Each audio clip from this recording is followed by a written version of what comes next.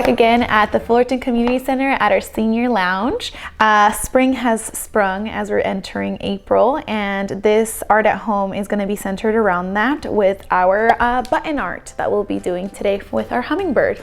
So yeah, let's go ahead and get started. All right, inside of your art at home kit, you'll find a blank canvas, some Mod Podge, some blue paint, an outline of a hummingbird, and of course some assorted buttons.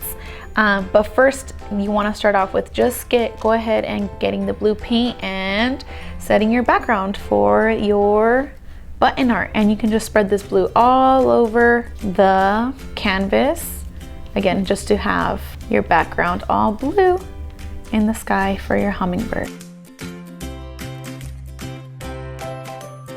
Okay, now that you have painted your whole canvas blue, what you're gonna wanna do in the meantime while it's drying is cut out your hummingbird here.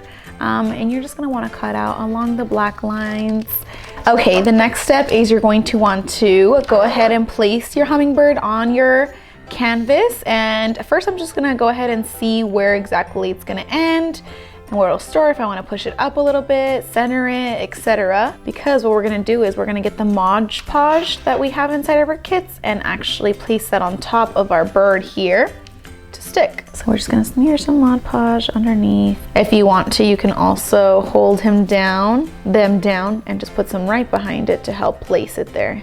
You want it more on top though, because that's where the buttons will be. If you happen to find a big button in your kit, for example, this big white button, it doesn't have to be necessarily that big. Anything between like these two sizes would be considered a big button. You want to place that down first to have like a focal point. So what I'm going to do is I'm going to start off with this turtle shell looking one. I'm just going to go ahead and place it right in the middle. And once you put some Mod Podge on there and then add some there, you're just going to lightly, just a thin layer of Mod Podge on top so it can seep through the button's holes and it can ensure that it'll stick to your hummingbird. So once you have your big button in place, you're gonna wanna start looking for smaller buttons. So something like this red one or this purple one I have here, or even this little white one, and work your way around that. I wanna save the white for his eyes. I'm gonna do a white button because if we do a black eye, the background's already black.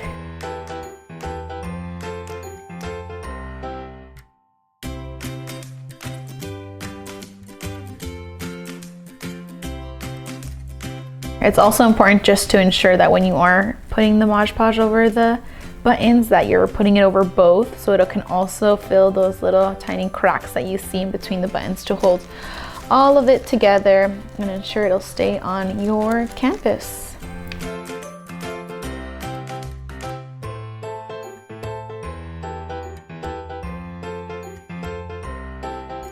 When we're all finished, it should look something similar to this. Again, I left out the beak here because I wanted that to be more prominent, and you're able to still see that it's a hummingbird. I did go all the way to the very end of the tails and wings, but yeah, all of our hummingbirds are going to be a little bit different and we'd love to see them. So if you want, you can go ahead and send it over to the email down below, or you can go ahead and also hashtag FCC Art at Home to show us your beautiful creations. Hope you guys have a great day and see you next time.